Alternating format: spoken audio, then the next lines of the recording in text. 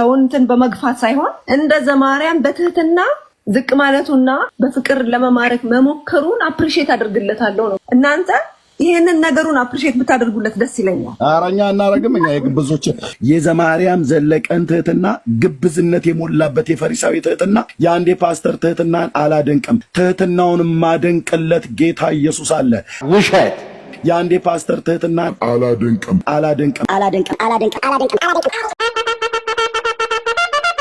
ትህትናውን ማደንቅለት ጌታ ኢየሱስ አለ።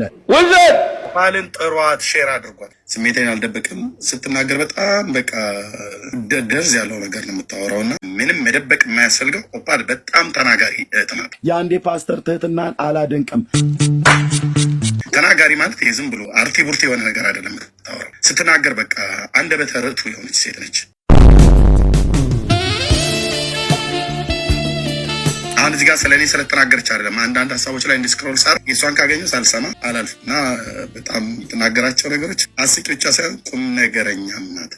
ኦፓል ግዴታ ማምለክ አይጠበቅባችሁም። ሉሲፈርን እግዚአብሔር ነው ካላመለካችሁኝ አናታችሁን እቀጠቅጣለሁ ብሎ የሚያስፈራራው። ጥልቁ ሉሲፈር ግን የእውቀት የብርሃን አምላክ ነው። የዘማርያምን ትህትና አድንቁ ብለሽ ብቴ አላደንቅም። የፓስተሩን ትህትና አድንቅ ብለሽ አላደንቅም። የማደንቀው ትህትና የውዴ የኢየሱስ ክርስቶስ ብቻና ብቻ ነው። እሱ ትህትና ይገዛኛል። ውሸት